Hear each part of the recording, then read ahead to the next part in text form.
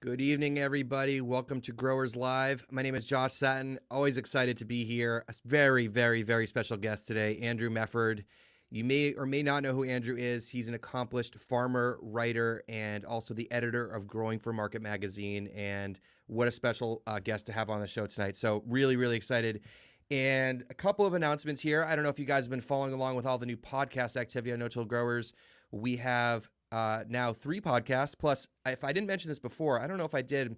This show, Growers Live, is available as a podcast as well. So you can look it up. It's Growers Live. You can look it up in any podcast app that you're using. So go check that out too. But also the Winter Growing podcast with Claire Coleman, daughter of Elliot Coleman. And then the No-Till Flowers podcast with Jenny Love. And I'm going to have Jenny on here in 2 weeks. So bring all your flower questions in 2 weeks. So that's kind of what we got going on here. And of course, hopefully you guys have pre-ordered Jesse's book. So go to no-tillgrowers.com and pre-order Jesse's book. That would be fantastic. We do have a sponsor for tonight, and that is Farmer's Friend. It's no secret that almost everything grows better in a tunnel. Bring the benefits of greenhouse production to your veggie or flower farm in an affordable and easy to assemble package with Farmer's Friend Caterpillar tunnel kits. They're quick to build and move, come in a variety of styles and sizes, and include everything you need to make installation a breeze. Plus, if you order 2 or more tunnels of any size, you'll get free shipping on your entire order. If you guys probably know, I have 2 of their Caterpillar tunnels, and they're fantastic. I'm growing them right now. I highly recommend them. Also, be sure to check out Farmer's Friend's growing selection of small farm tools and supplies like the Pyro Weeder, silage tarps, landscape fabric, row covers, shade cloth, irrigation kits, and more. If you're ready to increase efficiency on your farm and earn higher profits with less work, visit farmersfriend.com today. Okay, let's get Andrew in here. Hey, Andrew. Good evening. Hey, and I just want to let everybody know before we get started, and I forgot to mention this, that Andrew's internet is not the best. So it sounds like his audio is working well. And you guys, if you've been watching the show, I have issues with, getting some farmers on who live in more rural areas or whatever. So, but it sounds like the audio is working well. So I'm pretty happy about that. So anyway, sorry to bring you on and then not let you talk, Andrew, but welcome. I'm really happy you're here, obviously. And can you give a little bit of an intro into who you are and what you're up to? You have a long history of farming and education and all sorts of cool stuff. Yeah, sure. I am the thing that takes up most of my time is editing Growing for Market magazine. So um, if anybody, so it's a magazine. We've been around for 30 years now. Obviously, I did not start it because that would have been in 13 when it started. But so it was started by Lynn Basinski, who you may know. She wrote the book The Flower Farmer, and she also wrote the book Market Farming Success. And so 30 years ago, she was looking for information on market farming, direct market farming, like farmers markets, farm stands, local wholesaling, that kind of thing. And so there just wasn't a whole lot out there. When I think about it, I think that about 30 years ago was kind of a low watermark for market farming, as far as most of the vegetables and flowers grown in the country were either grown industrially or imported. And so a lot of I think the techniques and knowledge base of market farming had been lost. And so 30 years ago, so this is our 30th year for Growing for Market magazine. 30 years ago, she started this magazine because she was trying to figure out how to do all this stuff. She had a farm in Kansas. So she started it 30 years ago, ran it for the first 25 years, and then I was writing for the magazine at the time. I was also working as a trial technician for Johnny Selected Seeds, and so in fact, I met Lynn at some point when I was working for Johnny's, and I always thought, wow, wouldn't it be cool to write an article for Growing for Market? And so I think I got my courage up and pitched her one, and so that started a pretty steady thing where I wrote 3 or 4 articles for Growing for Market a year for 3 or 4 years, and then when she got to, I don't know, 24, 25 years into it, she asked me if I'd want to take it over from her, and I said yes. So I've been doing that. That's taken up most of my time for the last 5 years or so, and we're also still farming. So I'm coming to you live from my farm here in Central Maine today, and so we still do that too. Cool. I have so many questions to ask you, Andrew. What about your farm now? What are you guys producing? And sort of talk about that a little bit, because I don't think many people know about that. At least I don't think so. Yeah, good question, Josh. So so my wife and I farm together. In fact, I met her working on a farm back in 2003 in Pennsylvania, and because I grew up in Virginia, so not on a farm. I grew up in the suburban northern part of Virginia, but my dad's family had this farm in Pennsylvania. And so after I went to college, I got interested in farming. I think for one thing, because I didn't want to live in a cubicle, and I realized that's where my educational choices had led me. And also I was becoming concerned about all the chemicals that were going on produce. And also I was interested in keeping this farm in my family. So I met my wife working on a farm, because I thought, well, I got interested in farming and wanted to take over that farm. So I thought, well, I should work on a farm right in that area. So I met my wife working on a farm in Pennsylvania, and so we loved it. We loved each other, but we didn't know enough to actually start a farm. So from there, we went straight across the country, took this road trip, and so we started from there. We basically we did what she calls doing the apprentice circuit. So we from there we worked on the winter season on a farm in California. We worked the following farm season up in Washington State.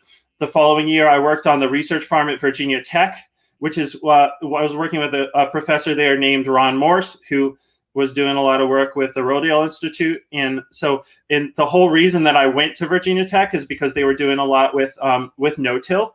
And so they were doing, the professor that I was working for, in fact, what happened is I was working on this big organic farm out in Washington State. It was about 100 acres.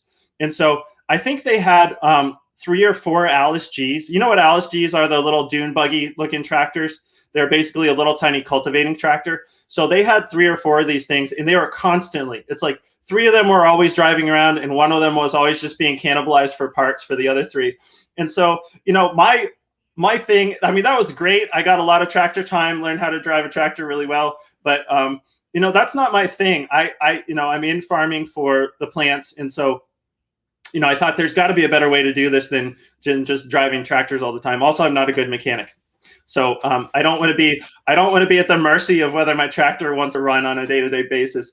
And so at that time, there's very little information about no-till. And so one of the few places that I could find that had information about no-till was this guy, Ron Morse, who was doing research at Virginia Tech. And so I thought, well, I'm from Virginia. And at the time, what I was doing is I was going off and working on farms in the summertime.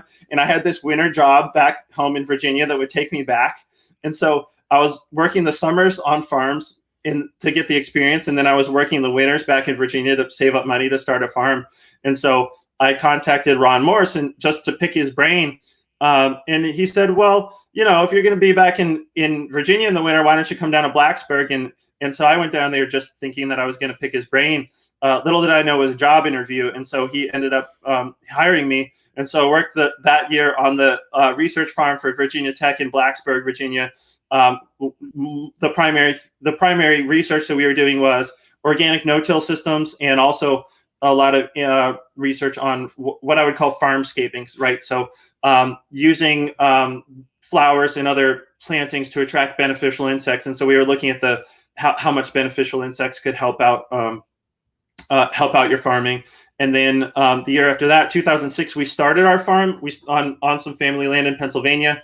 The land got sold. And so, in fact, we were trying to buy it, but it didn't work out. And so we went on and apprenticed in upstate New York. And then we did one more apprenticeship in Maine, which is what brought us to Maine.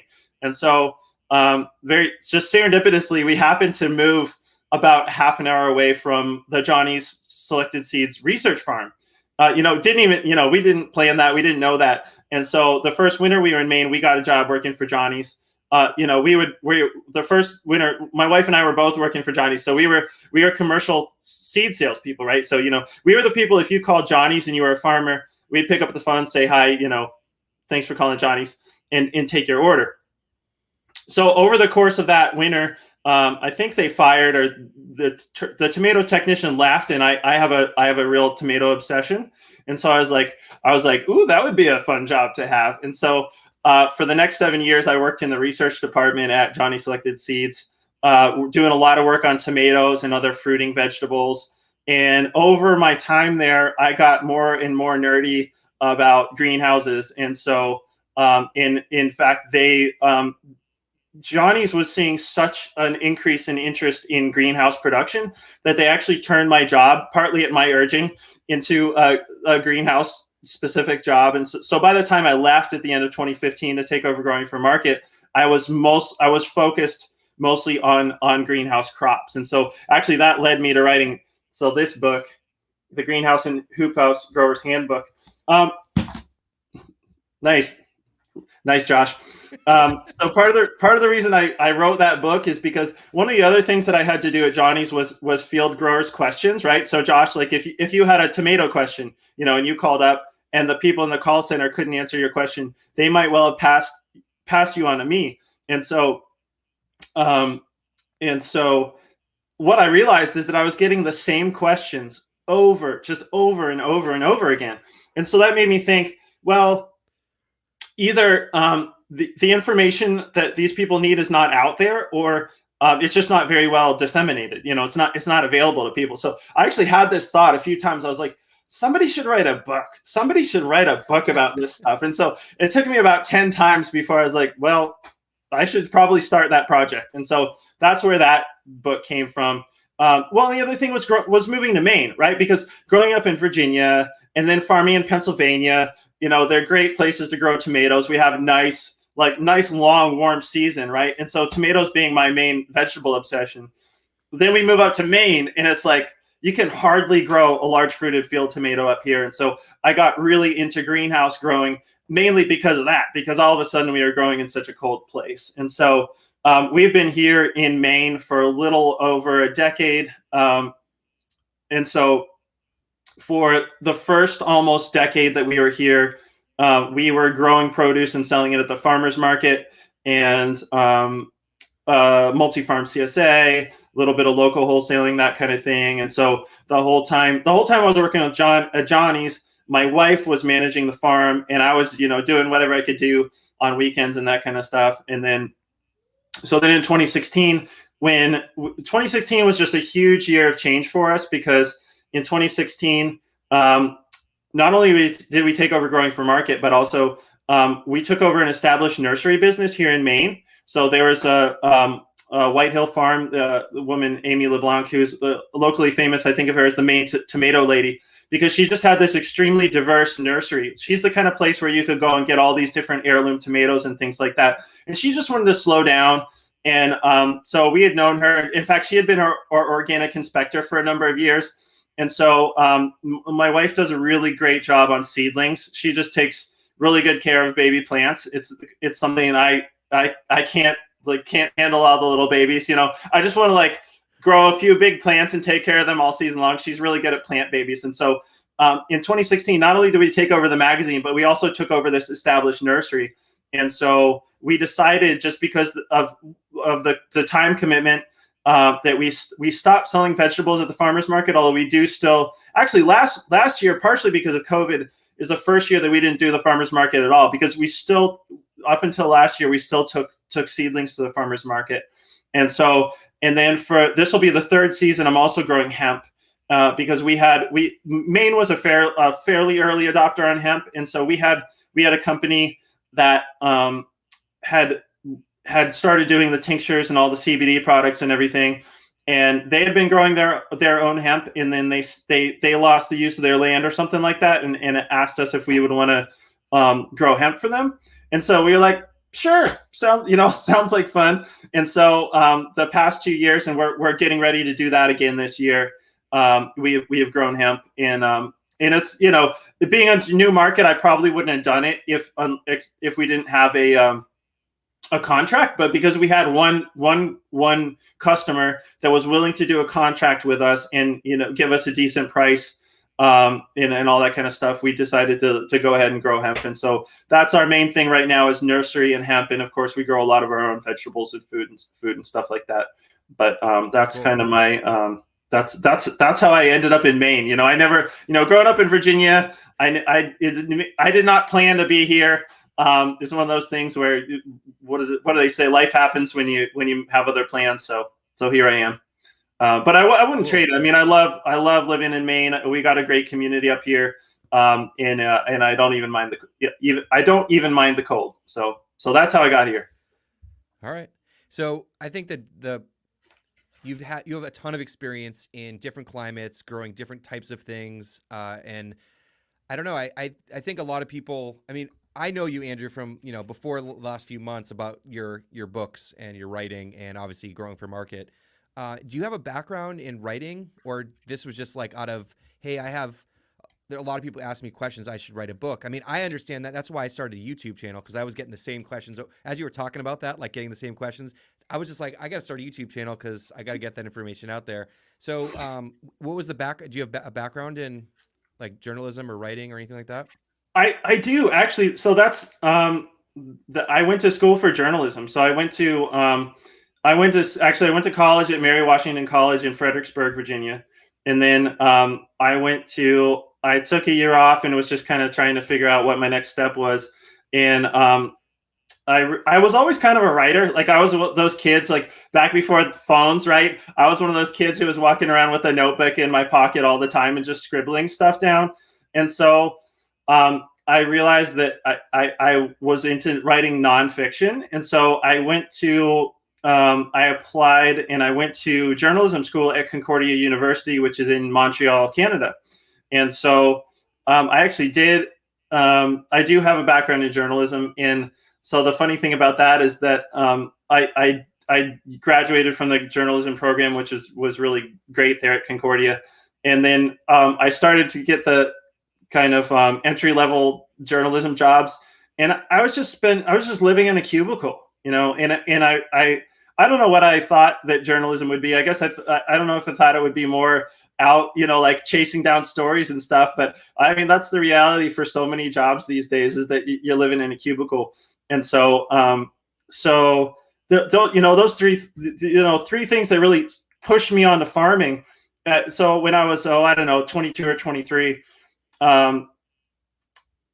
hard to believe that was 20 years ago. But so the things that pushed me onto farming were just A, yeah, I didn't want to live in a cubicle. B, being concerned about all the, I started learning about all the pesticides and herbicides and things going on, a lot of the produce and things we were eating. And then having this farm in my dad's family in Pennsylvania, and having an interest in keeping that in the family. Those three things really came together. And so that's why I got a job on a farm in Pennsylvania, and that was kind of it. I had done some gardening and started volunteering on farms and like CSAs and things like that would have member harvest and things like that, and it, like, just got my feet wet, and I thought, like, this just feels right. And so I jumped in for the first year. I worked full time on a farm up in Pennsylvania for the first time in 2003, and I never looked back. Every year since then, I've either been working on somebody else's farm or my own, and so that's where it came from. And the funny thing about that is that when Lynn, I had been working with Lynn for a while, writing for the magazine, and she had asked me. I swear I told her that I had a background in journalism, and then we were starting to talk about maybe me taking over the magazine, and I was like, yeah, well, I do have a background in journalism, right? And she was like, oh, that makes so much sense. Like, yeah. So that's awesome. I want to talk about a couple of your books and like your work at Growing for Market, and maybe if you guys haven't seen this book or don't own this, like, go buy this book. And I'm not just saying that because I bought this book before I knew Andrew, and there is so much information in here for so many different types of greenhouse growing and there's like a lot of crop specific information here. I don't think people realize from the title about like all the crops. Was there like eight crops in here that are like in detail? I don't remember. Yeah. Can you give like a 2-minute like pitch on this book just so people can understand what's in here? Yeah, absolutely. So this is one thing. When I was working for Johnny's, I started a lot of the farms that I had worked on by that point were had greenhouses, of course, and so I'd done a fair amount of work at propagation and harvesting and stuff in greenhouses, but I didn't really understand the systems. And so when I really, for me, working for Johnny's was just a really great experience, because I, as the technician, it was my job to know what the best practices were and things like that. And so I just got access to so many people in operations, as far as bigger commercial growers, researchers, seed breeding companies, and things like that. So I basically just went to all the greenhouses that I possibly could and picked everyone's brain. What I noticed was that almost all the commercial greenhouse production in North America. And if you're running a farm, you probably know this a lot. Most of the money coming out of greenhouses supporting farms is coming from eight crops. Is it tomato? I divide them into two groups: is the vining fruiting crops and the leafy crops. So tomatoes, cucumbers, peppers, and eggplant on the fruiting crop side, and lettuce and other mixed greens, herbs and microgreens, I would say, on the leafy side. And so that book, it really focuses in on those 8 crops. And I don't, because it's got to be a short thing. I'm not going to go into why other crops so much. So I'm not trying to tease, but you could get it, you could get it in the book. Basically, there's a good reason. Like, if you're not going to read the book, you don't have to read the book. Focus, if you're not going to read the book, focus on those 8 crops. Okay. Tomatoes, cucumbers, peppers, eggplant, and then greens, lettuce, herbs, in microgreens, like those. Because the thing is, if you have a structure on your farm, you've put some money into it. You've probably put some of your own sweat equity into it, or you've paid somebody else to do that, right? So if you have any kind of hoop house or greenhouse on your farm, it's the most valuable real estate on the farm, in that you've invested more into that than the field, and also it should be paying you back more. And there's a lot of reasons, because this has got to be a quick thing, but there's a lot of reasons why those 8 crops are the ones that are most likely to pay you back and make your investment worthwhile. So that book really focuses on understanding your structure and understanding those 8 crops, because that's where you're gonna pay your greenhouse off, is with those 8 crops. Yeah, I mean, I read your book and I was thinking, when I was reading, I'm like, man, this is like a lot of really specific crop information. It's not just about greenhouse growing in general, but it's like really how to on those. So I highly recommend that. Andrew, let's talk about this for a minute.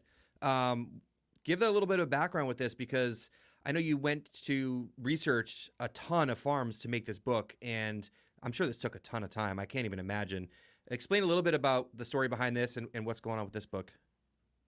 Yeah, sure. I'll try to keep this short too.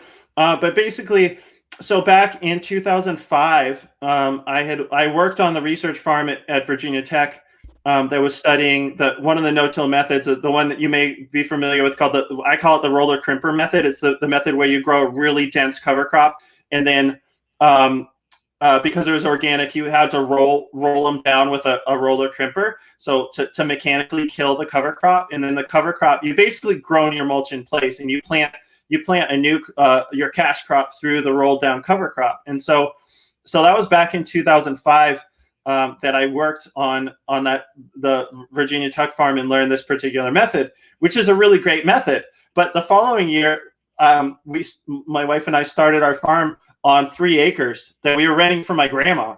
And so what I realized is that the roller crimper method does not scale down to 3 acres. So the main thing, it's a really great method, but the main thing is that you're really at the mercy of the cover crop that you plant, because there's only certain times that A, the cover crop is dense enough to form a good mulch, and B, that you can mechanically kill it. And so, I'll tell you, it's really simple when you can mechanically kill most cover crops. It's when they're in the flower stage. Because the thing is, if you try to roller crimp them before they're in the flower stage, the really vigorously growing kind of cover crops that we want to create a good mulch are so vigorous that they may actually pop back up. So for example, like rye and vetch, okay, those are 2 really popular cover crops in general, but they're also very widely used in no-till for the same reasons we cover crop with them elsewhere. So the thing is, if you run in there and try to roller crimp rye and vetch before it's in the flower stage, it may actually just pop back up, or it may just be on the ground but keep growing. And so the thing is, you need when it's in the flower stage is when it's most vulnerable, right? Because the plant has put all of its energy up into the flowers and it's about to try to make seed. And so that's when you can kill it. But if you let it go too far into the flower stage, you just planted your own weeds, right? Because too far into the flower stage, and then it's going to be setting hard seed. And right. So there's this very, very specific windows that usually correlate pretty well to a spring planting window. So they translate really well to spring planting of tomatoes, spring planting of squash or pumpkins or something like that. But you don't have multiple windows. And so when we started our farm, we were just doing pretty classic, I think, of market farming, as far as we were planting salad mix and radishes and turnips and stuff like that almost every single week, right? So we needed planting windows every single week. And so we realized that the method that we had just invested a year in learning didn't scale down to what we were doing. So I really kind of forgot about no-till for almost a decade, right?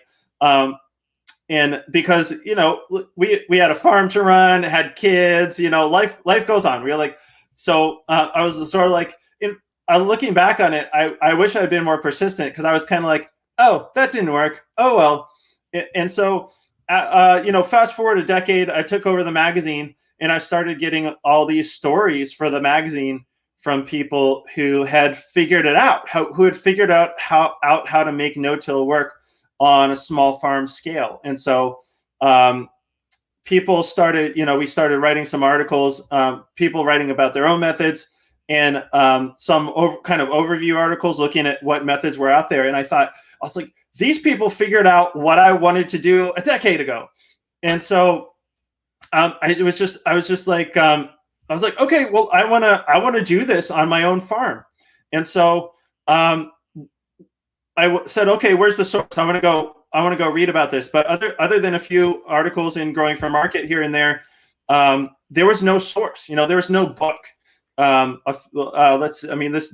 book is 2 or 3 years ago, so it was probably more like 5 years ago that I was thinking like, oh, I want to do this thing.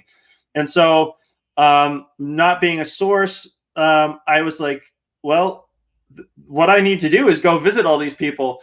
And and see how they're doing it, and so I can learn and sort of like tie together the best methods. And so I pitched the idea to New Society publishers, and they liked the idea, and they were gracious enough to give me an advance, which is what I used to go visit those people. Because so the book, what it is I went to I visited most of these farms. So I did interviews with 17 different farms, and most of the interviews were done on farm. So I traveled farms in California, a few here in New England, talked to farms in Arkansas, Missouri. I mean, like actually I talked to one in Australia that had learned their methods in California. So I talked to all the no-till growers that I could at the time, which I know wasn't everybody, but I also only had a certain amount of time for the project. So basically I talked to all the no-till growers that I possibly could. And so the book is really in two parts. So the first part is I'm kind of synthesizing what I learned and sort of breaking it down as far as what the main no-till methods are. And then the second part of the book is these interviews. And so, because I wrote up, so I think there are 17 interviews in there, because I thought I wanted to let people see, like, hear the growers work in their own words. And so the book is both has some sort of how-to stuff, and it also has some just how-to from the growers themselves. So that was it was a lot of work. It was a lot of travel, but it was definitely a labor of love. And it also, those are the things I've been trying to put into use on my own farm. In fact, the past 2 years, so the whole quarter acre of hemp that we've done the past couple of years has been all no-till, and then we've been just trying to doing no-till completely in the greenhouses and in all of our plantings. So it was ended up being a really fun project, and I still keep working with it, because if people are listening, every farm's a little different, right? The different soils, different climates, different pest problems and everything. And so it's been really fun for me to take that stuff and then try to adapt it to my own farm here in Maine. Yeah, absolutely. I mean, go check out this book. Go check out both these books. But I'm just looking at some of the names in here and people that have been involved with our group with No-Till Growers, and even been on Growers Live. I mean, Sean at Wild Hope, and Daniel Mays at Frith Farm, and Hillview, and Love and Mama. Like, these are all people that have been on Growers Live and have done work with Jesse too. So it's awesome. Andrew, let's get to some questions, because I think we could. You've experienced so much and have given so much to the community. So I love it. We're gonna take questions from the Patreon members, and then we'll get to the live questions. So if you guys have questions, this is how we always do it. We'll take the Patreon questions first, and then if you have questions, get them in the chat, and we'll get to them in a few minutes. So first question here is from Dan at Barn Swallow Farm. I'm working to transition biologically dead corn and soybean fields to mixed vegetable, and I'm fascinated by a carbon-focused deep mulch system like wood chips, hay, etc. My gut tells me that I might not need to inject the soil with nitrogen-rich compost to get a productive field, but I'm worried that it could simply take too long to build up the soil ecosystem to break down the carbonaceous material. That seems to be why most farmers focus on importing their nitrogen via rich manure compost, at least for the first few years, like Daniel Mays. What are your thoughts on carbon-rich deep mulch no-till systems? Yeah, that's a good question, and probably applies to a lot of people out there who are starting farms. So, not having Dan, not having the not being able to ask. I'm thinking, if you're saying that it's pretty dead former corn and soybean land, my thought is that. Well, first of all, get a soil test, and that may already be on your list. But I just know, for example, when I was working at Johnny's and troubleshooting a lot of questions with growers, I couldn't believe how many times people came to me and said, like, I'm experiencing this problem, and I'd say, like, okay, it kind of sounds like a soil problem. What does your soil test say? And they'd say, I don't know, I haven't gotten one. So, because, okay, so what I'm thinking is, if you're working on worn out, corn and soybean land, you may well be dealing with low fertility. You may be dealing with low amount of biological activity. So everything I'm about to say is couched in you need to find out what's there in the first place. But so my thought is that I mean, I love the high carbon compost. In fact, I know a lot of growers make a high carbon version of compost, but particularly ones who have already applied a lot of compost and don't maybe don't need that fertility anymore, because the compost will, in addition to some fertility, the compost will add a lot of biological activity. And so I'm thinking, depending on your soil test, it will depend on how much of a nitrogen rich compost you would need to get. But if you are, the other thing that the compost is going to do, it doesn't have to be a ton of compost. I mean, it sounds like you're already on this tip, but that compost really can act as an inoculant, as far as if the soil really has been sprayed a lot, which I've seen a lot of really damaged soils. In fact, the first farm that we started in Pennsylvania, a lot of the land around us was just very heavily herbicided, and I remember seeing land that was really not even very steep slope that was just eroding right down to the rocks, because there was no, there was not much root activity and very little biological activity there anymore to hold the soil. So, I'm thinking, if you're in one of those situations where the soil is not very alive, you're going to have to do something to obviously jumpstart the biological activity and also add some fertility. And so I'm thinking you could do that in a few different ways. You could do a little bit of compost and then add some other kind of fertilizer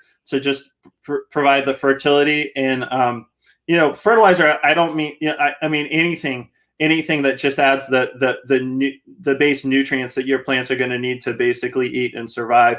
So so my thought is that you don't have to use a ton of compost, but if the land is biologically dead, or not that it's completely dead, so dead or not well, however you want to talk about it, that compost will provide a shot in the arm for getting the biological activity going in your on your land. And then a lot of because I think one of the things I think you alluded to in your question is that things carbonaceous material, so like leaves, wood chips, straw, hay, whatever, a lot of rural areas have some kind of carbonaceous matter as a byproduct. I've talked to people in nut growing areas who are getting nut hulls for free and stuff like that. But that stuff is not going to break down very fast if your soil is dead. So I'm thinking you're probably going to want to have at least some compost to get that biological activity going, and then use your soil test to gauge how much of that compost to use. And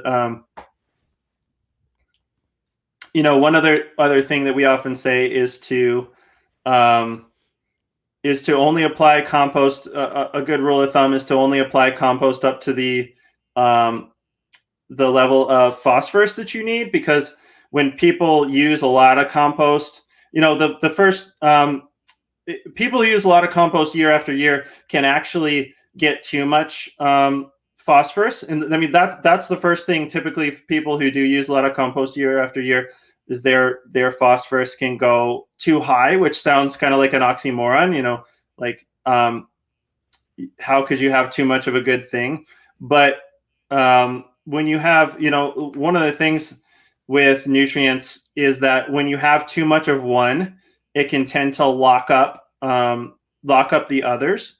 And so I forget exactly which ones too much phosphorus locks up, but I think one of them is potassium, and potassium is so important in fruiting crops. You don't want to definitely don't want to overdo it with the compost, which brings me to another thought, is just that in some of the growers do make a high carbon version of compost. So if you want organic matter but don't want to put on let's say have enough phosphorus, or don't want to use you want to keep adding organic matter without adding too much compost. So uh, one thing is that some of these growers have a high carbon compost recipe, or a very carbonaceous compost. And so I think in my book that Brian O'Hara is one grower I want to mention. He's in Connecticut, and so Brian, when I did interview him for my book, and I believe he shared his recipe for a high carbon compost, which just means there's a lot of compost recipes out there, but what he's doing, and I mean, he's definitely not the only one to do it, but he's got a good recipe, and he's also sharing it, which is important. And I should put a plug in here. Brian O'Hara has his own book, which is called I'm blanking on the title, but it's something about it. Brian O'Hara is the author, and it has no-till in the title. And so in it, his recipe is also in his book. And his book is really excellent too, because he also does a lot with Korean natural farming, and he's just got these whole farm systems going. So Brian O'Hara's book is really worth getting if you're interested in that kind of thing. So a long answer to a short question, but I think that you're definitely going to have to add some stuff, to get run out fields productive again. You're going to have to add something, both for biological activity and for fertility, whether that be a little bit of compost and some fertilizer to also help the plants grow. And then you can add, a lot of mulch materials or high carbon compost or something like that on top to both mulch and suppress weeds. And then of course, slowly break down. Like Brian O'Hara is the one that uses a lot of wood chips too. And which is kind of strange to see, because a lot of us are told not to add wood chips, because as we know, adding raw carbonaceous material like wood chips or straw or something like that does tie up nitrogen as it breaks down. But the caveat here is, especially if you're no-tilling, or even if you're tilling, if you add it to the top of the soil first. The real problem is when you take high carbon materials like wood chips or straw and till them into the soil, because then all the life in the soil that breaks that stuff down, they basically it ties up your fertility for a while, depending on how much you added, as those things start to break those high carbon materials down. But you can get away with putting them on the surface of the soil. In fact, there's this other grower in Massachusetts, Casey at Natick Community Farm, who it was fun for me to visit him, because he had really taken his inspiration for no-till from Brian. And so I got to go see a guy who was basically trying to duplicate Brian's methods on another farm. And Casey, I visited with Casey, and Casey told me that people would come out to his farm and be like, "What, wood chips? Why do you have wood chips lying around all over the place? Don't you know that's tying up all your nitrogen?" Which, it would be true, but Casey was not tilling them. And so what happened is he'd put them on the surface, so they'd sit on the surface of the soil for a whole season. And that would give them the chance to start breaking down and probably become colonized by fungus and all that kind of good stuff. So that by the time he layered more stuff on, because if you think about it, instead of taking, your raw materials, be it compost, wood chips, or whatever, and, tilling it straight into the soil, if you're layering it on top of the soil, it gives it a chance to sit there and weather and start breaking down, so that by the time you add another layer on top of it, and so let's say you're in your second year, and that your first year, by the time your first year's wood chips are covered up by your second year's material, they've already broken down enough where they're not really going to be tying up your fertility. And so I do think, especially if you are if you're starting with run out land, you do need to put something there. Like for example, when I ended up growing a quarter acre of hemp, I ended up kind of using a hybrid method. I actually didn't use a method exactly like anyone in the book that I interviewed did. I just kind of picked the best parts that of everybody's method. And so because hemp we were growing more like a field crop, or like like a block of tomatoes or squash or something like that. We basically planted all of our hemp on 5-foot centers, and so and we did it no till. And so we reclaimed this little field that we had kind of used as a pumpkin patch, and we just broadcast some so we got a soil test. We broadcast the fertilizer that we thought that the crop needed just on the soil surface. Then we tarped. We tarped, and we tarped some with opaque tarps, so being occultation, so basically smothering the plants out, depriving them of light. And then the other half of the field, we did put old greenhouse plastic on. So I'll call that solarizing, right? So using clear plastic to really kind of fry the vegetation that was there, because even though we had used it in the past, it had actually been, back when we were tilling, we had moldboard plowed it and rototilled it and all that kind of stuff, but it had sat fallow for 2 or 3 years. So it wasn't quite back to a full sod, but it was like a very weedy vegetable field. So we just put all the stuff that we needed on the field and tarped it or solarized it, picked the tarps up, and then we put about right down the beds. We used an old manure spreader that we disengaged the beaters to more drop compost instead of flinging it around. So that's kind of a good tip for anybody, because there are some really nice. What we really wanted was a drop spreader. It's like something with a moving floor that would lay the compost down evenly. We didn't have that, but we had a really old, like 1950s John Deere ground-driven manure spreader. But if you're familiar with a manure spreader, most of them have those beaters in the back. That really, it's more like a manure flinger. As the manure makes it to the back of the spreader, the beaters just kind of like throw it all over the place. And so, since we wanted to drop it, we disengaged the beaters, and that was a pretty good poor man's drop spreader, because at least the floor still moved and it would drop the compost. So we bought in a bunch of compost, and down the center of each bed on 5-foot centers where we were going to plant the hemp, we just put probably about 4 inches of compost. And so then in the pathways, we just rolled out some old rotten round bales that we had, and that worked great. And so that may not work. You may have to spread the compost a little more thinly. You definitely don't necessarily need 4 inches. Different people prefer different amounts of compost. Some you will definitely find people who say 4 inches is way too much. And in our case, hemp is a very high feeder, and also we are trying to establish these beds for long term. So we saw it as something where we weren't going to be adding 4 inches of compost every single year. We just thought to get them started, we'd add 4 inches, and then go to more like a dusting as a maintenance use of compost.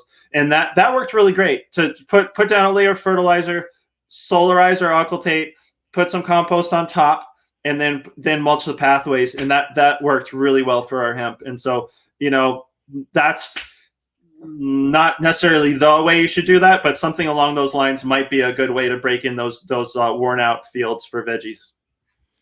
Okay, so much information to unpack, and we could probably talk for another hour on what you just said. I think the important point I'd like to add on to this is that everyone's situation is different, and I think it's best to look at a lot of people's different systems and sort of make them your own based on what you have available and what is going on at your farm. So we just had Dan Austenbrink from Local Harvest on, and he just lays down wood chips as well on his beds. I think he breaks them down for a while first, but yeah, I think that idea of layering it is good. And I think to follow up on Dan's question here, I think if you got to think about the compost you can get, I wouldn't just lay down raw materials, like raw carbonaceous materials, but if you get a carbonaceous compost and put that down, you can always amend it with like chicken manure or other kinds of fertilizer. So I think again, it depends on what your soil's like and what you have available locally. I think that's huge too. So I want to move on to another question, unless you have something to follow up on that. No, I'm glad you said that though, because yeah, that's the thing. Like everything depends on where you are in your farm and your crops and all that kind of stuff. So it's important to say your mileage may vary, but those are some ideas to get you started. Yeah, absolutely. And I think certain composts are only available in certain places, and not everyone has access to everything. So you got to Right. make it work with what you have. So Doug Williams, and guys, get your questions. And I have one more question after this, and then I'll take live questions on the chat here. So Doug Williams from Winslow's Farm. I listened to you several years back on the Farmer to Farmer podcast, I believe. You were talking about high tunnel tomato production. I think you said you spaced your cherry tomatoes on 9-inch centers. Please confirm if that is correct and if you still do that now. Yeah, that's that it's been a while since I was on Farmer to Farmer. That's true. And to confirm, yeah, we still try to do 9 or 10 inches on cherry tomatoes. And so just a little tiny bit of explanatory background there is that one of the things that I talk about in the greenhouse book is how the greenhouse is your precious real estate, and you really just have to. One of the metrics of greenhouse growing is how many plants you can possibly cram into your structure. And of course, then it becomes a game of it's not just how many plants can you cram in there, it's how many plants can you cram in there and keep healthy and productive. And so it turns out it's a lot more. So most of the farms that I'd worked on and had seen used much wider spacings. And when I started going to bigger commercial greenhouses, they were planting. So most smaller farms that I've been to were using single rows, and then almost all of the big commercial greenhouses that I went to, they use double rows, because if you can put 2 rows. So okay, I should also back up and explain. So for all the vining, fruiting crops, most people, they're using 2 rows that are 2 feet apart, or so. Like once again, as Josh pointed out, everyone's conditions are different, but the really standard greenhouse layout in all the big commercial greenhouses is to have double rows that are 2 feet apart, and then have walkways that are 3 feet wide. And you can just lay out a whole greenhouse like that: a 3-foot pathway, two double rows of plants, a double row of plants 2 feet apart. So your whole greenhouse just becomes laid out: 3-foot pathway, 2 feet for plants, 3-foot pathway, 2 feet for plants. And so the math there is just that if you have double rows, you're devoting half as much space of your greenhouse to pathways. And so yeah, we still grow tomatoes in really all those vining, fruiting crops on double rows that are 2 feet apart. And so the thing about the cherry tomatoes is that with any fruiting crops, the smaller the fruit, the less yield you're going to get. So a way to visualize that is imagine a beefsteak tomato plant right next to a cherry tomato plant. And if you went out to those plants and you just stripped all the fruit off of them. So let's say you stripped all the fruit off of your beefsteak tomato plant and put it in one basket, stripped all the fruit off of your cherry tomato plant and put it in another basket. There would be way more fruit, way more weight on the beefsteak plant. And so that's why, another really constant that runs through all this stuff is that's why we sell cherry tomatoes in pint containers. That's why we sell bags of snacking cukes. That's why any of that small fruited stuff, like small fruited peppers, are sold by the pint or by the quart instead of by the pound, because for one thing, they're so much less productive in weight, but they take the same amount of labor and investment for you to grow them, right, that you have to get a much higher price per pound, to the point where, I'm thinking I had worked out what it would be to sell cherry tomatoes by the pound, and it would be like $7 or $8 a pound or something, right? And so we all know, if we're selling produce, like if you're out there saying cherry tomatoes $8 a pound, nobody's going to buy them. But if you can just sell a pint of cherry tomatoes for $3 or $3.50 or something like that, basically the equivalent, if you can sell them by the piece, that works out to the same as something like $7 or $8 a pound or whatever you've got to get. Customers find that a lot more palatable to pay $3 or $3.50 for a pint of cherry tomatoes instead of say $8 a pound. They're gonna have a hard time Absolutely. with that. So that's one of the strategies which almost everybody does, is to sell the small fruited crops by the pint or the bag or something like that. But the other way to improve the economics of small fruited crops like cherry tomatoes is just to cram them in there more densely. And part of the reason you can do that is because cherry tomatoes, if you've ever grown cherry tomatoes or grape tomatoes, the leaves are much smaller. The plants tend to be much more sparse and less leafy, less dense of a canopy than say beefsteaks. And so you can really cram them in there. So that brings me back to the spacing thing. Whereas we grow our beefsteaks on double rows 2 feet apart with stems every foot, right? So, one of those things that I had seen in big commercial greenhouses was they planting grape and cherry tomatoes on a much tighter spacing. And so that whole greenhouse book is basically, you could call it stuff I saw people doing in big greenhouses that I tried on my farm, and this is what worked.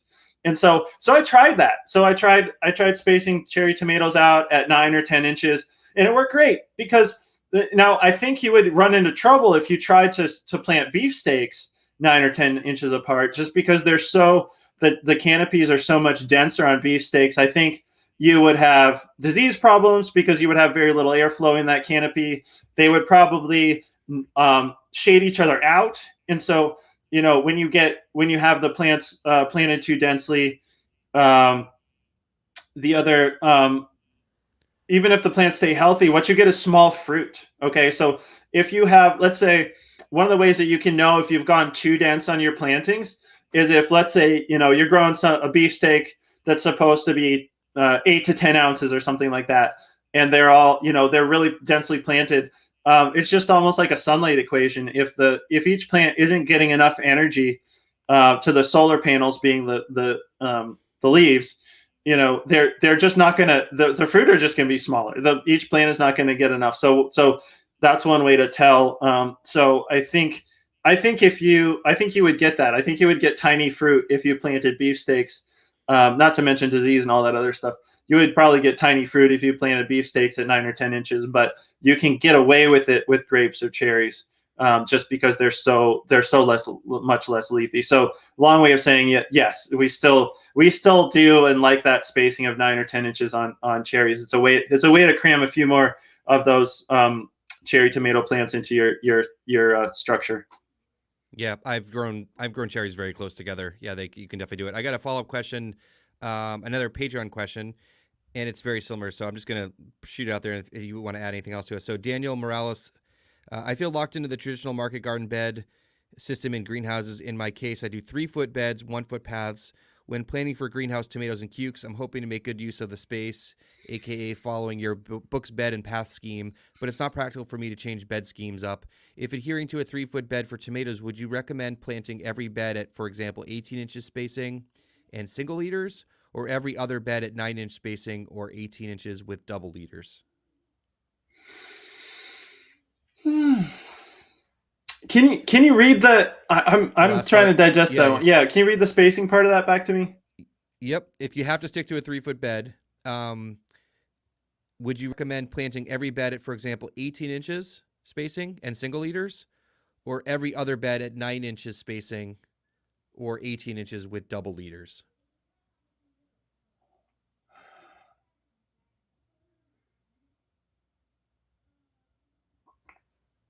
I'm having a trouble imagining that.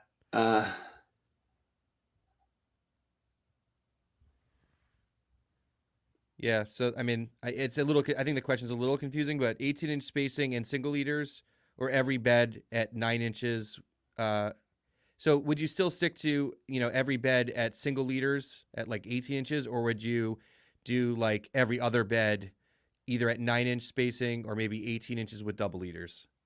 So like what sort of combination would you do so that you can get the right density? Or maybe you could say like if you're stuck on a 3-foot bed with a 1-foot walkway, like how would you plant that? I guess is the question. Okay, so you can't. I'm getting you can't change your. Sounds like you can't change your spacing. You're locked into a certain spacing. 3-foot bed.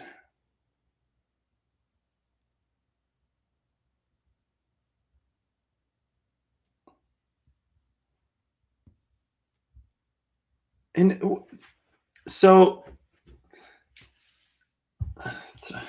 I'm just having trouble imagining I just don't understand what it may be lack of visualization on my part, but I'd be happy to take that one offline. Okay. I mean, But the question's kind of like if you had a 3-foot bed with 1-foot walkways, how would you plant tomatoes? I guess that's oh, the real sure. question. Yeah, well, I would. It's a good question. So 3-foot bed. So that it sounds like that is a little tighter. Okay, all right, all right, all right. So I think if I'm understanding this right, basically the person's saying instead of I'm saying do 2-foot beds and 3-foot pathways. So basically planting 5 foot on center. So it Yeah, sounds this like would be this 4 person foot is on center. they're 4 foot on center. Yep. And so um, being myself, I would try. I would try. I mean, so my wife can tell you this. Like all I did was just try and cram things in tighter and tighter and tighter into our greenhouses until it just didn't work anymore. So I would probably try one bed, or part of a bed with. So if you got a 3-foot bed, you could put you're basically growing on 4-foot centers with 3-foot bed, 1-foot pathway. So you could put in a 3-foot bed, you could still do two double rows. So I'm thinking you could try doing double rows on that 3-foot bed, just centered 2 feet apart. So right, you picture double rows that are 2 feet apart going down the center of that 3-foot bed. And so you might try. So overloading. So if you put the double rows that are 2 feet wide with, let's say, beefsteaks every foot down both of those double rows, that would be denser than, let's say, the spacing that I'm used to seeing, or is standard in greenhouses. What I would do is I would put on an edge bed. I would go ahead and try the double rows 2 feet apart with plants every foot, because you can definitely get away with tighter spacings. So one thing, I mean, this is one of the reasons I was fascinated with commercial greenhouses, because they'll do so much stuff. Like they'll start off, one thing that big commercial greenhouses, and granted, I'll say big commercial greenhouses have more stuff than I do. Like my high tunnels, I grow in soil and have more rudimentary controls. But greenhouses that really go like up in the northern tier here, there are greenhouses, and even in Canada. I mean, Canada actually has a very mature greenhouse industry, and a lot of the greenhouses in Canada get planted in January, and they'll take those crops of tomatoes and peppers and stuff like that all the way through till the following December. So they have a 10 or 11-month season, and so a lot of those greenhouses will. The only way that they get away with planting seedlings in January, besides a lot of heat, but there's also not a lot of light in January. And a lot of those greenhouses, even up into Canada, even farther north than I am, don't have supplemental lighting. If anybody out there's ever priced out supplemental actual lighting, like to light a whole greenhouse, and I'm not talking like light hearts, light seedlings, but if anybody's looked into lights to light up a whole actual production greenhouse, I'd say it is very expensive and I would say prohibitively expensive in almost most cases. But so even the big greenhouses that have a lot of fancy tools, they still don't do lighting just because it's so expensive to install and so expensive to run with the electricity. So what they do is that they get away with putting seedlings out in their greenhouses in January because the plants are so small, they don't actually need that much light at that time. And so let's say if they're growing, like most of the big commercial greenhouses in North America are also using grafted plants. And so what they'll do is they'll plant a grafted plant, and because the grafted plant is so strong, they'll develop 2 heads on that plant. But and so that will give them a spacing more like what I'm talking about in the book. Got the double rows 2 feet apart with a plant every foot along both of those rows. But to get even more production out of those greenhouses, a lot of what a lot of those greenhouses will do is develop a 3rd head on those plants. And so instead of having a double leader plant, once they get into the spring, like April or May or something like that, and they have a lot of light and a lot of heat, they will pick one of the heads. They will and just develop a 3rd head. They'll let a sucker grow off of one of the two heads that they've already got going on that plant. So they'll actually turn a double-headed plant into a triple-headed plant because they realize because they can. You know, they've in the high summer, they've got enough heat, they've got enough light to support even more production. And in fact, once they get around to the fall, like September or October or something, they'll actually clip that 3rd head. So what they're doing is they're letting the plant develop essentially more plant as the light comes in, they'll develop another head, and then when the light starts going away again in the fall, they'll terminate that head, and so they only take the 2 heads into the fall. So what I'm trying to say is you can actually go even denser than what I talk about in the book. In the book, I was mostly trying to just like standardize. Like the spacings that I talk about in the book are pretty standard in the greenhouse industry, but you can definitely go. This is a long way of saying you can go denser. You can go even denser. And so, okay. One thing you could do is you could do, I think what the caller was getting at is spacing the plants out more in the row, right? And I think that's what they were saying maybe do 18 inches. And so, if you've had disease problems in the past, or if you've had airflow problems or anything like that, yeah, maybe try putting 2 rows 2 feet apart on those beds and 18 inches apart in row spacing instead of a 1 foot in row spacing. And, I'm saying I would say try one of your edge beds because they're going to get the more light and more ventilation. So I'd say try an edge bed at the standard spacing that I recommend of the double rows 2 feet apart, and then plants every foot down those rows. Because if you're nervous about getting disease or not enough airflow or just too many plants, you could try it out on the edge, and if it works on the edge, then you could try it progressively farther into the greenhouse. But yeah, it took me a while to get my head around that question, but yeah, I think that would be a good place to start because that would be a really crowded greenhouse. I mean, part of at some point, I feel like the commercial greenhouses are planted to the point where if you planted them any denser, you just couldn't even move through the greenhouse, right? They're really maximizing everything. So I think to that caller, I think that would be a good place to start, would be the rows 2 feet apart with 18-inch in row spacing.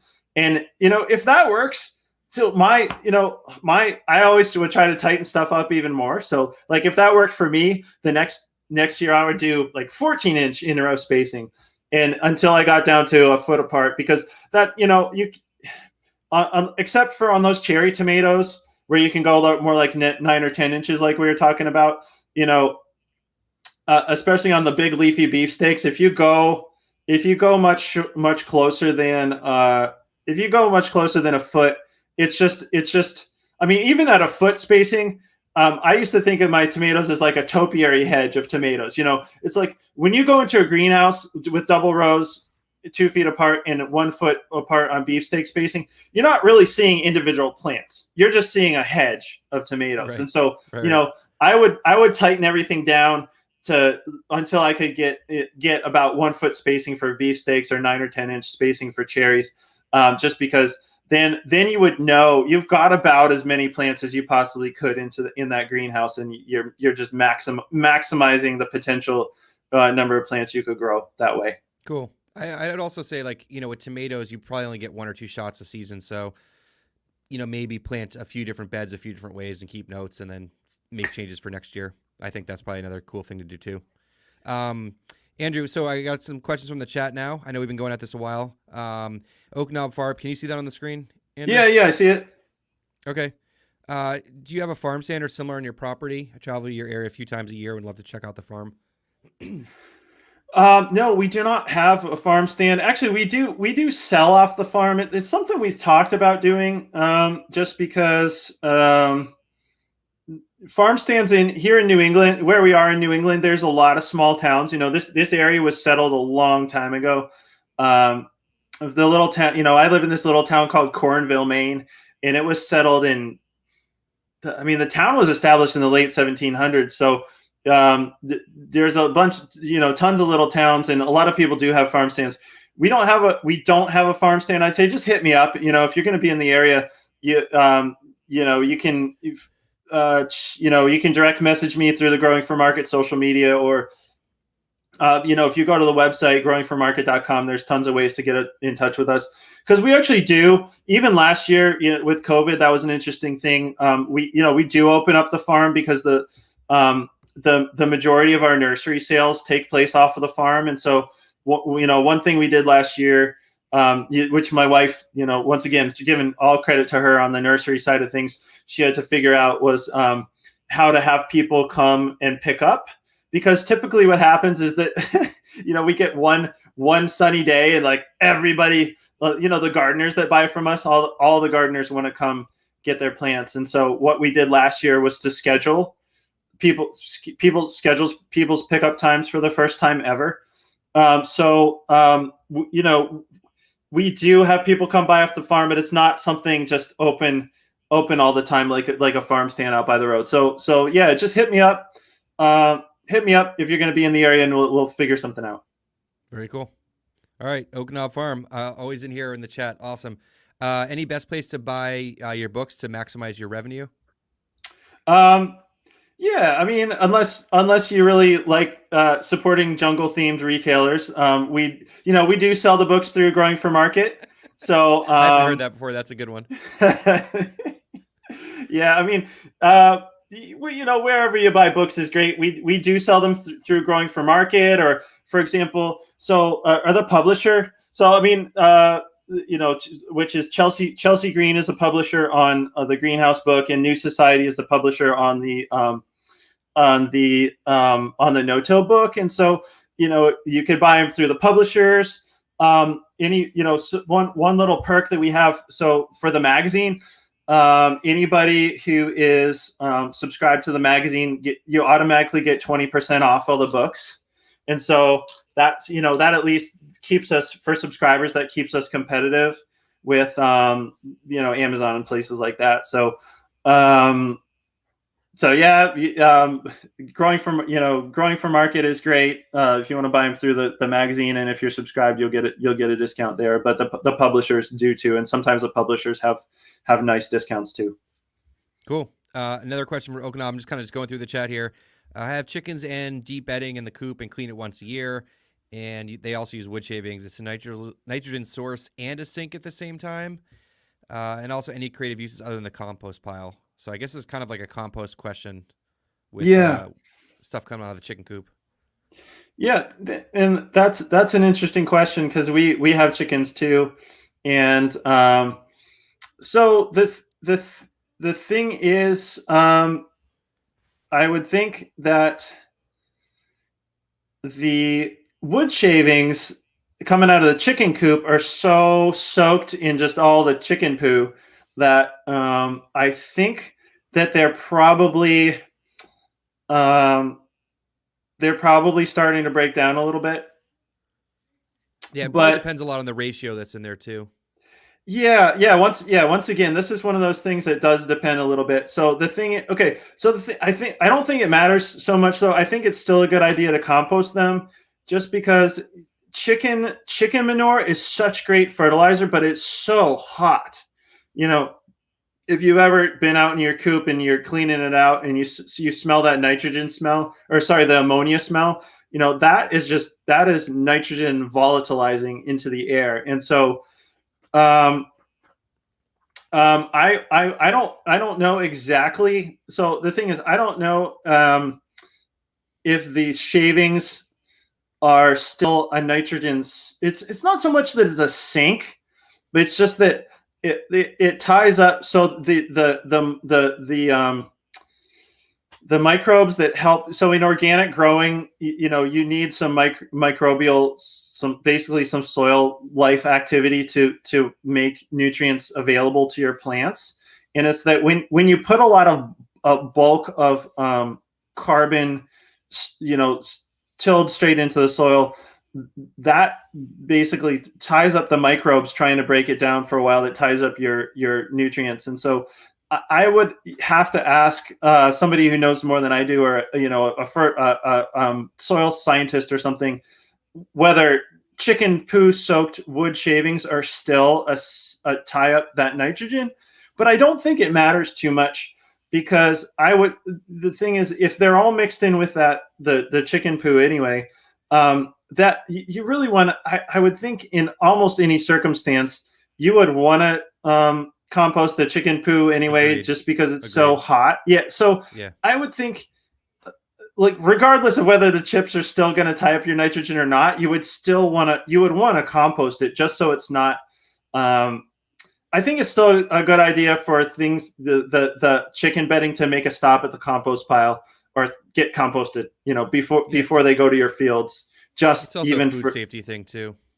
Yeah, good point. Yeah. You don't really want raw. So either way, break it down. Let all that stuff break down a little bit in a compost pile before putting it on your veggies.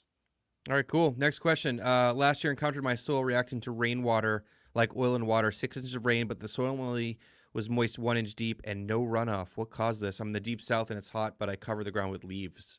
Mm-hmm. I probably have more questions, but yeah. I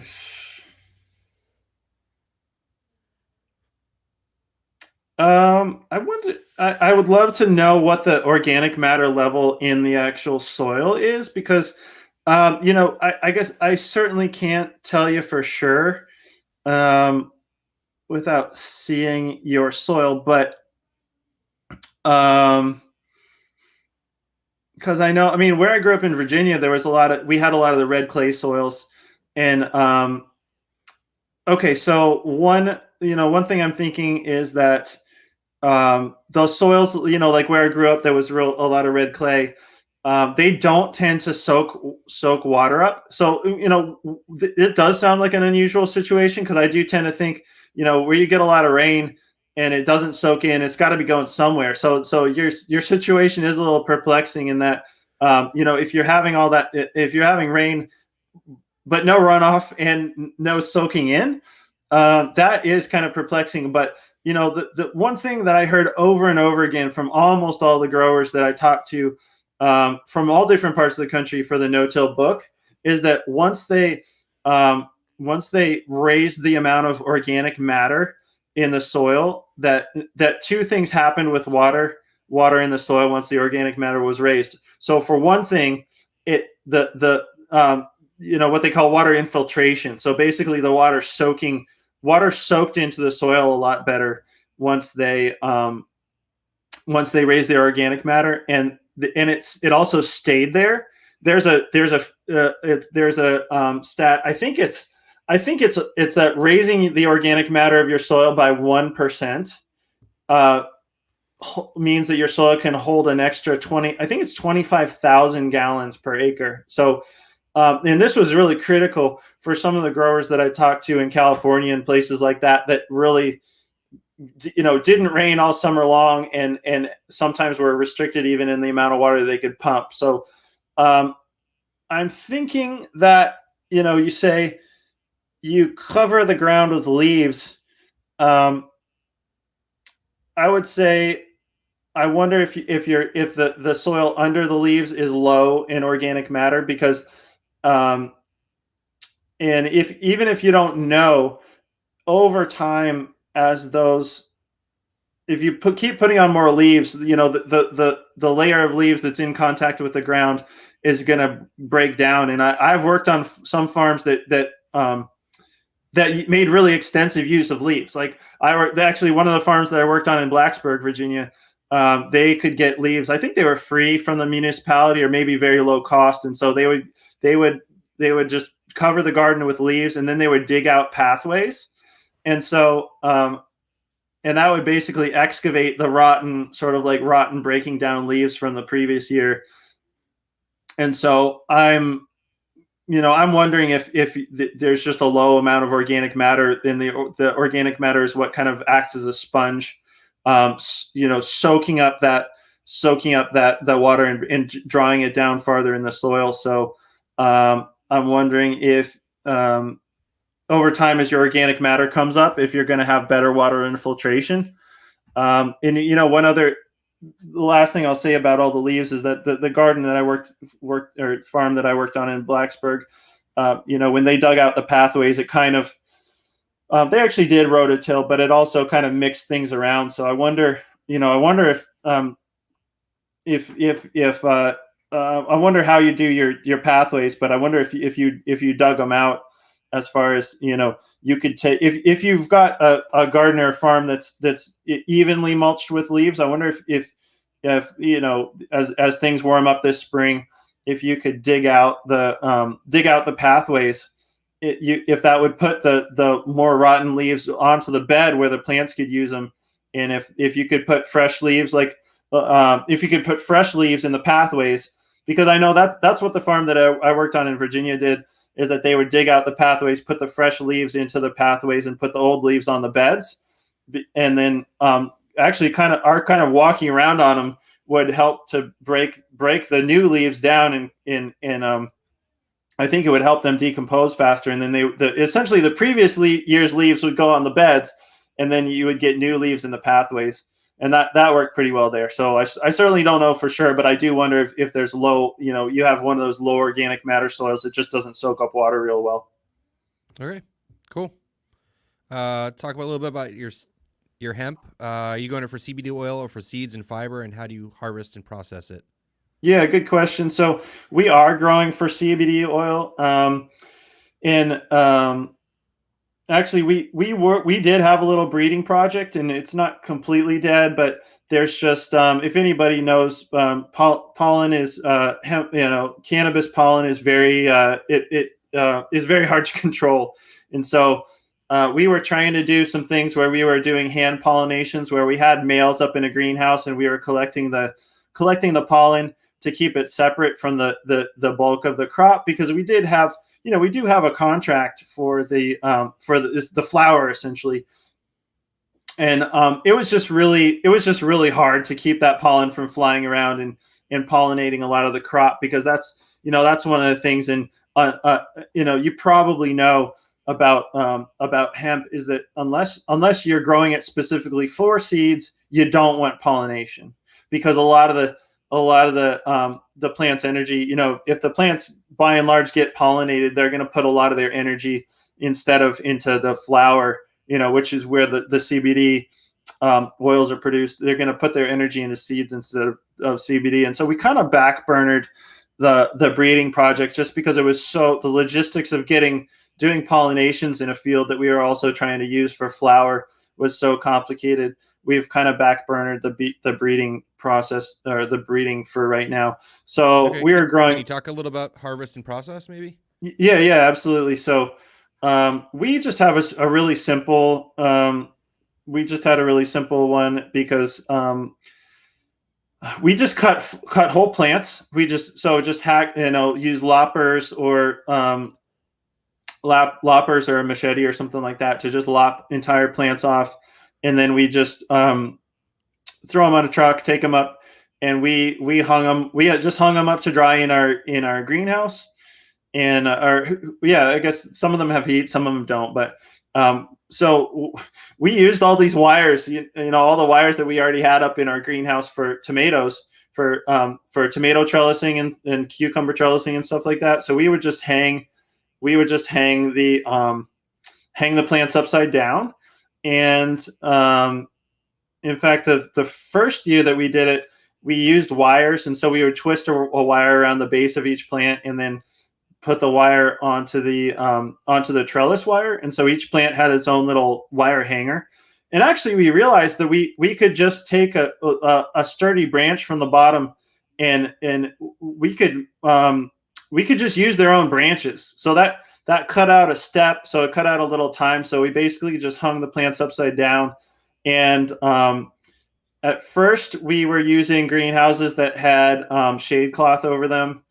And what we found was that as long as we dried them pretty quickly, that we could just use greenhouses that had the regular double. We use double layer inflated plastic greenhouses because we're up here in Maine, and it helps a lot to have the bubble, to have a double layer, and it also helps with wind and stuff like that. So we just cut the plants, hung them upside down. I say that because people always ask, like when I tell people, because one of the things with hemp is that people talk about the terpenes and stuff, which is that gives the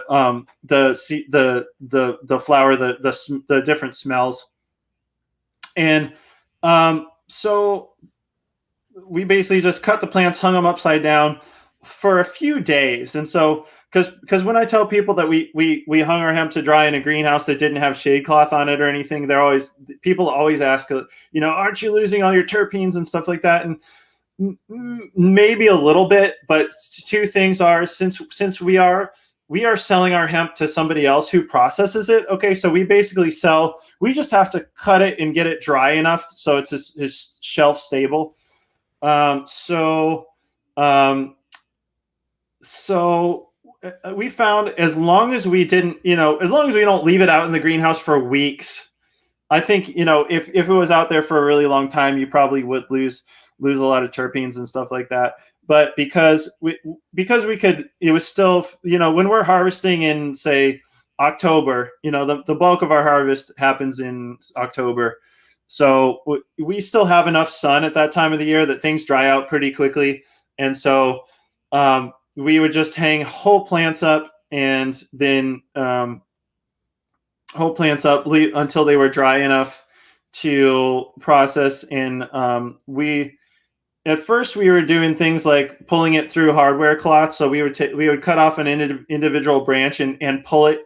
We had these tables that we built just as utility tables on our farm that had hardware cloth as tabletops. And so we would just cut off a branch and pull it. If you can imagine, we would put a toad under the table and then pull the branch through stick the stem of the branch through the hardware cloth and just pull it through. So it would rip, the hardware cloth would just rip all the flowered bud material off of the branch and deposit it into the tote. And so we realized it was actually just faster to wear gloves and strip it off by hand, because we just needed a really rough. So keep in mind, we have a very specific outlet because we're selling it to somebody else who is processing it in as CBD oil.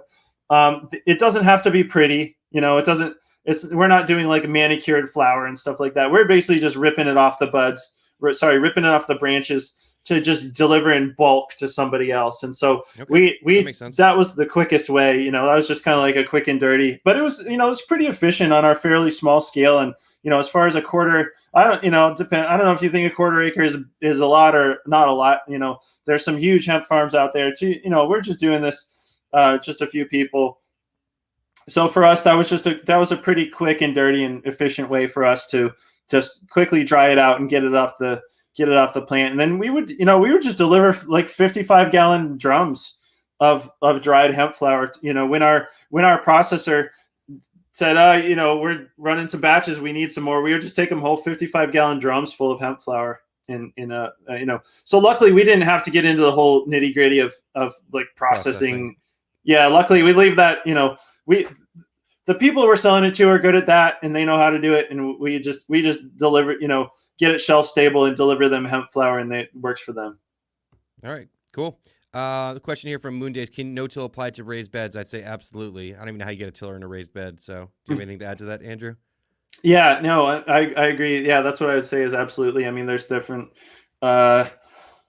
Yes, yeah, you can definitely no-till. I mean, you can just you can apply. I would say you can apply pretty much any no-till system I've seen to raised beds. You can either just keep layering and they'll get taller over time, or dig out the pathways like I was talking about, or whatever you want to do. But yeah, definitely no-till can be great in raised beds. In fact, actually, in this month's Growing for Market magazine, one of the articles is called no-till bed flips and transplanting protocols, and they talk about one farm out in California that they call it the lasagna method, which in the article, the author Logan Haley, she's talking about how lasagna gardening is an old method that she talks about how it's this old idea people would make gardens instead of tilling, they just layer stuff on every year. And what she was talking about is that she had never seen it applied. So she's talking about this 3-acre farm out in California where they're doing lasagna beds. They're basically just piling, instead of tilling everything up every year, they're just piling more combinations of fertilizer and mulch and stuff on beds. So they're basically just building beds up every year. And she said that she'd never seen it applied on a 3-acre scale, but you can definitely there's not much new under the sun. Like on the most of the methods in the say that I'd seen people using in the no-till book had been somebody else had already done lasagna gardening, but it took somebody to say apply it to a farm scale. That's one of the things I saw is a lot of the techniques had been used in gardens before, but hadn't really been used in even small scale commercial farms. And so yeah, definitely that would be a good resource. Yeah. Cool. My man Brendan over at Weaver Acres. Before we get to this, Andrew, you doing all right if we take a couple more questions? I know we've been doing this for a while. Yeah, I'm good. All right. Okay. Any reason why I should go tighter than 2 feet on beefsteak and 1 foot or 60 inches for cherries until we get better at them? Dealt with a lot of disease pressure, tighter spacing last year. He's in zone 7B. He's near me. Yeah. Oh, well, yeah, I would say, I mean, that's okay. So that's a really good point. One of the things I talk about in the book is that, it is one of those your mileage may vary kind of things. Like, okay, so, no, I would say if you've had disease pressure, at tighter spacings, don't go tighter. In fact, one little anecdote that I tell in the book is that when we first started out, we on our farm here in Maine, we were just growing tomatoes the way that everybody we worked for grew them, which was a single row, maybe a single row on 5-foot spacing. And so when I was getting into all these big commercial greenhouses that were growing the double rows, like the spacing that I described before, the first year that I tried it, I felt like I was kind of playing with fire because I did know. So all the big greenhouses that I was going to had really nice heating systems and really good ventilation and all that kind of stuff. And so I didn't know. So I saw them all using the double rows and the really tight spacing. And I didn't know if you had to have all the bells and whistles and the fancy greenhouse and everything to make that work. And so my first year, I was kind of like, well, here goes nothing. In fact, that first year, so I mean, the houses that we have for vining crops they're 30-foot wide houses, and so the first year that I tried that double row and the tight spacing, I went with 4 double rows because we had so 4 double rows. I started with 4 double rows, I think, because we had 4 single rows in there before, and so I just doubled, got twice as many plants in there by doing 4 double rows instead of 4 single rows. And then when that worked out so well, I thought, well, maybe I can get a few more in there. And so I planted 4 double rows, and then I planted 1 row right down the edge of each house. And then I realized, and that worked great. But then I realized, wait a minute, 4 double rows and 2 single rows is the same thing as 5 double rows. And so I just did the full greenhouse. Like, so on our 30, if you think about it, our 30-foot wide greenhouses, if you're basically planting 2-foot wide beds and 3-foot wide pathways, you're basically planting 5 foot on center. And so I just went to the full five double rows, which pretty much maxed out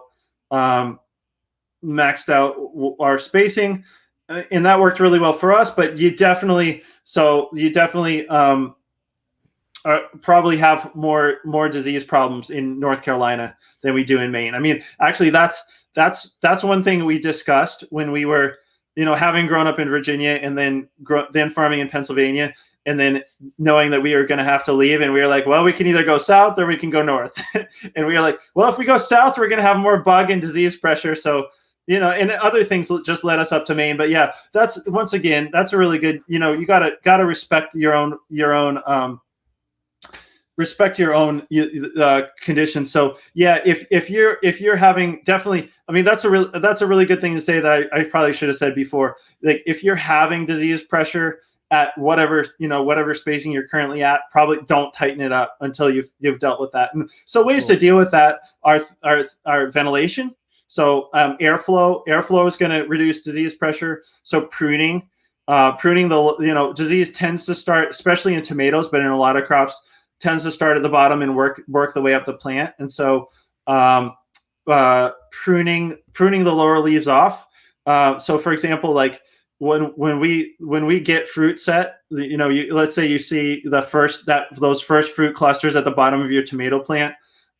When you get let's say marble sized tomato fruit, we would just take take all the leaves off from under those first fruits, because that will give you better airflow down at the bottom of the plant, where the diseases tend to start and where airflow tends to be the worst. And it'll actually, your fruit will actually ripen a little faster, because if you think about it, if you've got tomatoes that are completely surrounded by leaves, they're basically in a little cool, moist microclimate.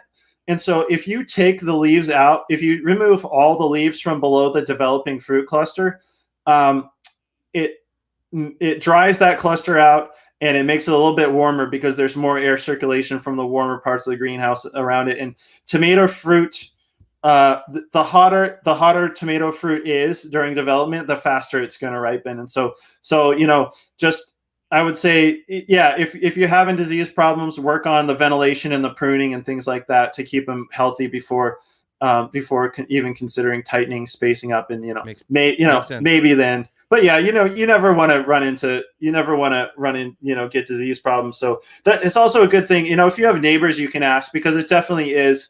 We're lucky in Maine. I mean, we get hot and humid in the summertime, but it's not as bad as the Mid-Atlantic or the South.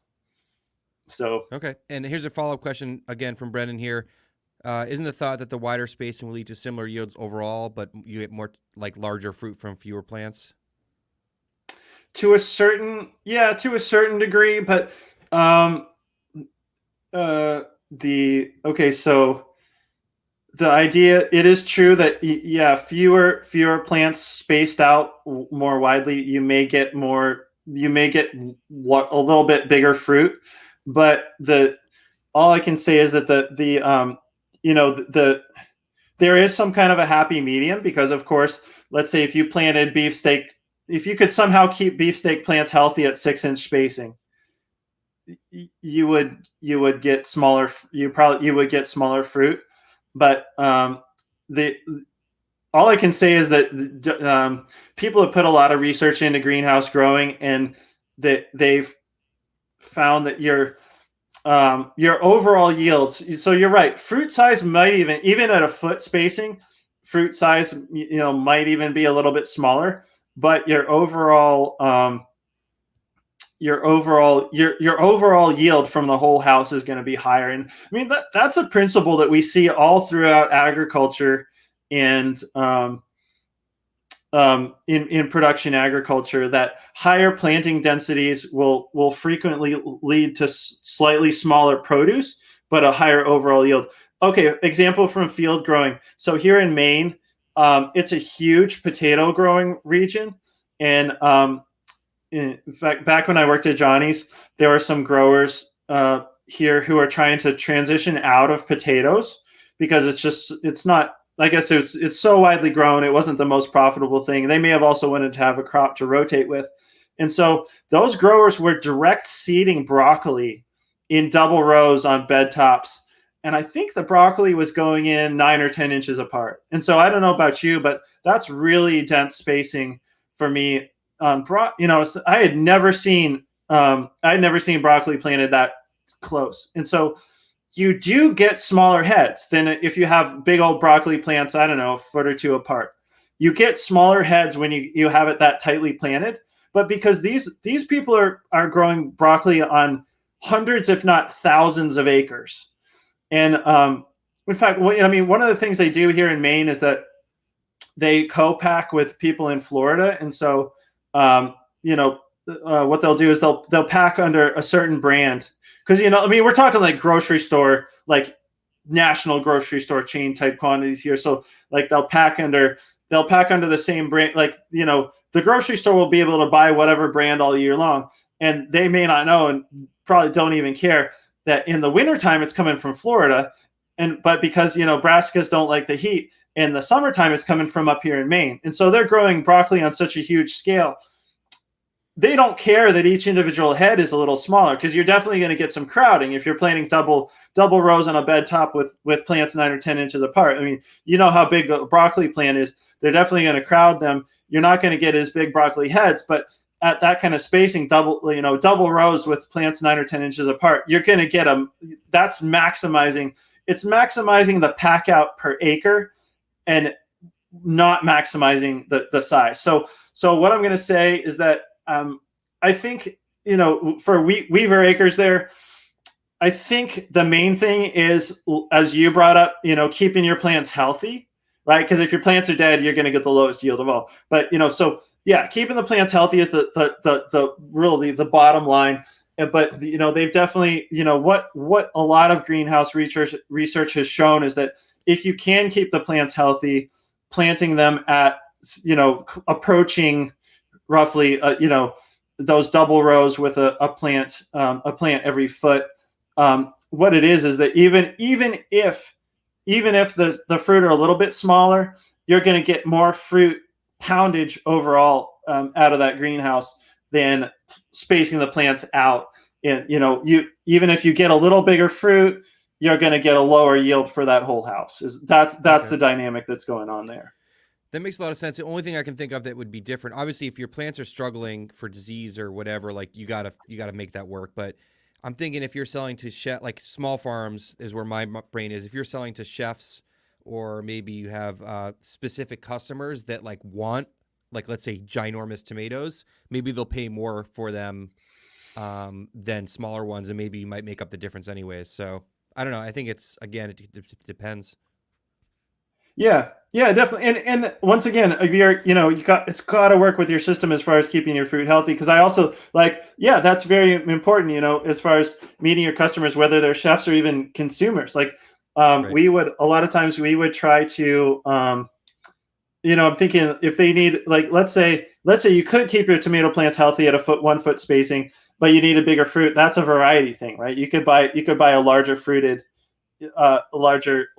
fruited variety, because on the other hand, we were retailing most of our tomatoes, and people didn't want huge tomatoes because they would like, I remember sometimes when we get those huge heirlooms that were like approaching a pound. Like, I remember one time somebody putting this huge tomato on the scale and in front of me debating, being like, can I pay $5 for this tomato? And right. I mean, in that case, they could, but so I mean, one thing we would try to always keep four tomatoes to develop on a cluster for our beefsteaks, because then the tomatoes would be kind of like medium sized. Was if like something happens, they kill some of your blossoms on a cluster, like those really big beefsteak varieties. If you only get 1 or 2 or even 3 flowers sometimes on a cluster, then they're going to put all the energy that they would have put into, say, 4 or 5 tomatoes into just those 2 or 3 tomatoes. And, we didn't really want those huge tomatoes because our customers we're kind of freaked out sometimes. So yeah, Right. I mean, I guess that's, yeah, I mean, this is what keeps agriculture interesting for me, is you got so many different things going on. You got, climate, and you got like, well, I can't plant them that close because they're not going to be healthy. Like, yeah, well, that's, and then, you've got varieties, and then you've got what your customers actually want to buy. So that's why I think, I think agriculture is going to be interesting for me from a lifetime, because there's just so many different variables. Awesome. Well, Andrew, thanks. I think it's a great way to end this and tie this up. We've been going at it for a while here, and I really appreciate your time this evening. If you want to plug anything, like where people can find you, or any last words, that would be great. Yeah, I don't have too much to plug. I would definitely say, but I should say, I can't believe I haven't said it yet. You know what? If you're not familiar with Growing for Market magazine, go head over to the website. It's growingformarket.com. Right up at the top, if you're not familiar with it, right up at the top is a button where you can either download a free sample copy, or there's another button if you're like paper. You can request a free sample copy. We'll mail one right to you. No, for free, no strings attached or anything. Because the main thing is, we want people to see the publication. So head over to growingformarket.com, check it out. It's a really great resource. And we just try to keep it extremely practical for growers. It's by farmers for farmers, and that's Absolutely. all I'll say about that. Absolutely. And if anyone's been watching my channel lately, you definitely know about Growing for Market. So it's been awesome working with you, Andrew. And thanks again for coming on tonight. And we'll be in touch. Great. Well, thanks so much, Josh. It's been a blast. Thank you. Yeah, you're welcome. All right, guys, big thanks tonight to Andrew, and we had a lot to talk about, and Andrew's got so much valuable information to share, so I'm really happy to have had him on, and we'll see you guys in 2 weeks. We're sticking to the schedule. Every other Tuesday evening, we'll have Jenny Love of Love and Fresh Flowers, and if you've been listening to her podcast, the No Till Flowers podcast, come bring questions. I'm very not knowledgeable about flowers, so I'm hoping to learn a ton. And we'll see you guys in 2 weeks. And again, big thank you to all of you Patreon members out there supporting the work of all the no-till people and all the cool stuff we have going on. So thanks again, guys, and have a great evening.